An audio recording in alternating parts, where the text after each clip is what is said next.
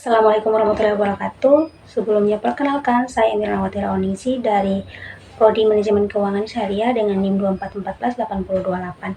Dalam video kali ini saya mau membahas terkait dengan dua topik, yaitu terkait dengan sistem pengendalian manajemen dan yang terakhir terkait dengan konsep dasar pengendalian. Alhamdulillah, pada kesempatan kali ini saya diberikan kesempatan untuk memaparkan materi mengenai sistem pengendalian manajemen dan konsep dasar pengendalian. Menurut saya materi ini penting karena apa? Karena materi ini berhubungan langsung dengan bagaimana sebuah organisasi atau perusahaan dapat berjalan dengan baik, mencapai tujuan dan tidak keluar dari jalur yang telah direncanakan. Untuk itu, sebelum kita masuk lebih dalam, saya mau mengajak teman-teman sekalian untuk kita sama-sama membayangkan sejenak tentang gambaran berikut. Saya kasih gambaran deh. Jika sebuah kapal berlayar tanpa kompas, kira-kira apa deh yang akan terjadi? Nah, di sini kan bisa terjadi dua kemungkinan. Bisa jadi kapal itu berlayar, bisa jadi dia berlayar tapi nggak sampai tujuan. Ya, karena tadi nggak ada penunjuk arah, nggak ada kompas. Nah, begitu pula dengan organisasi. Organisasi tanpa pengendalian, organisasi bisa berjalan, tetapi arahnya bisa melenceng jauh dari tujuan. Jadi, organisasi ini harus berjalan selaras dengan pengendalian. Baik, kita masuk pada definisi dan konsep dasar pengendalian manajemen. Pertama-tama, kita bahas tentang definisi dan konsep dasar pengendalian manajemen. Jadi, pengendalian manajemen pada dasarnya adalah proses atau cara untuk memastikan bahwa semua aktivitas dalam organisasi berjalan sesuai dengan rencana yang sudah ditetapkan.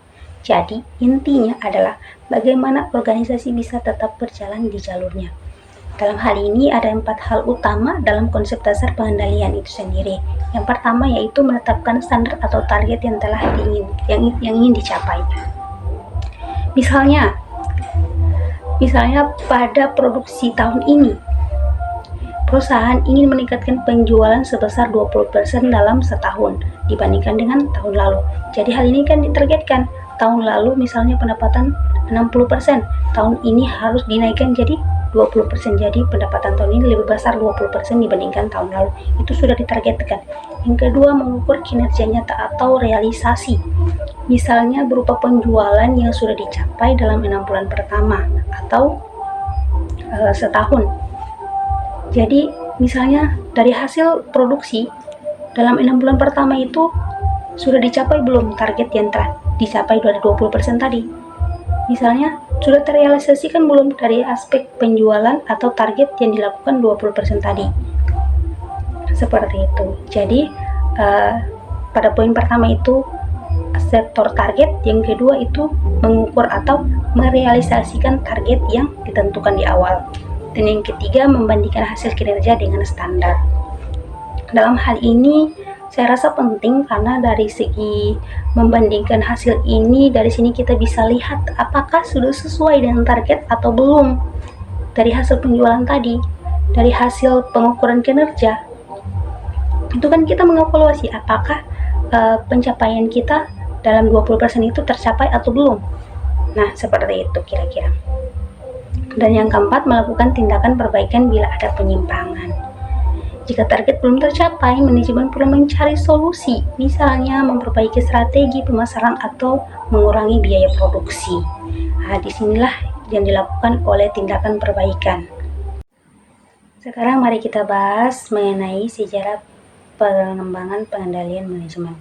Pada masa awal revolusi industri, teman-teman perlu mengetahui bahwa pada masa itu fokusnya hanya pada pengawasan tenaga kerja dan pencatatan hasil produksi, di mana hal ini manajer hanya memastikan bahwa pekerja itu hadir, bekerja sesuai jam, dan produk dihasilkan sesuai dengan jumlah yang diminta.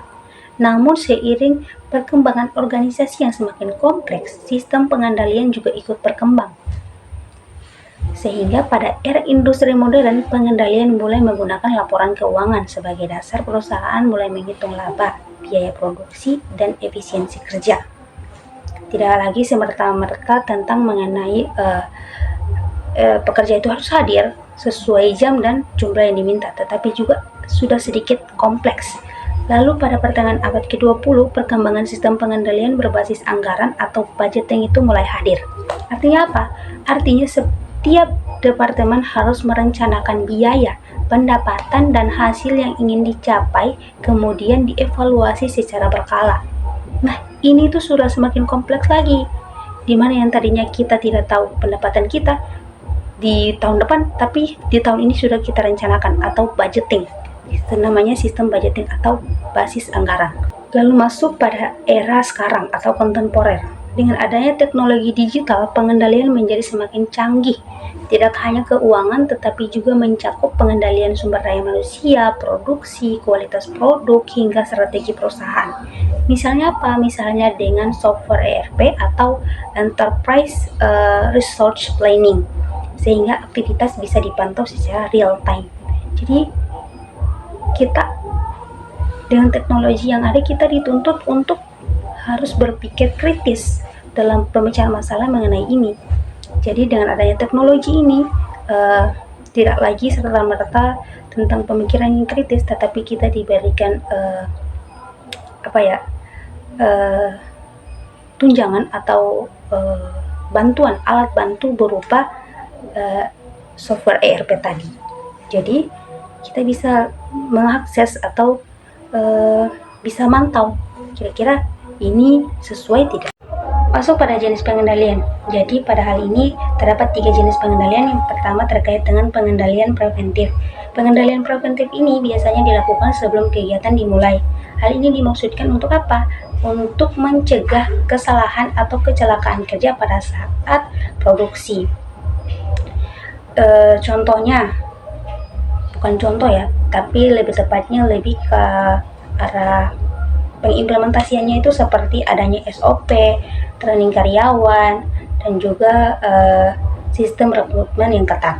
Dan yang kedua, pengendalian detektif. Pengendalian detektif ini dilakukan saat kegiatan berlangsung untuk mendeteksi penyimpangan. Biasanya itu pada laporan harian, supervisi langsung, sistem absensi, dan lain sebagainya. Dan yang ketiga, pengendalian korektif. Dilakukan setelah kegiatan untuk memperbaiki penyimpangan yang sudah terjadi, contohnya audit keuangan, evaluasi kinerja, dan tindakan perbaikan kualitas produk. Nah, masuk pada sub pembahasan yang terakhir, yaitu terkait dengan hubungan dengan manajemen. Seperti yang kita ketahui bersama bahwa fungsi manajemen itu kan ada 4. Yang pertama, perencanaan, pengorganisasian, pelaksanaan, dan pengendalian. Nah, pengendalian inilah yang menjadi siklus penutup dari manajemen. Tanpa pengendalian, manajemen tidak bisa tahu apakah perencanaan sudah berhasil atau belum. Contoh, suatu perusahaan merencanakan keuntungan misalnya 1 miliar rupiah dalam 1 tahun.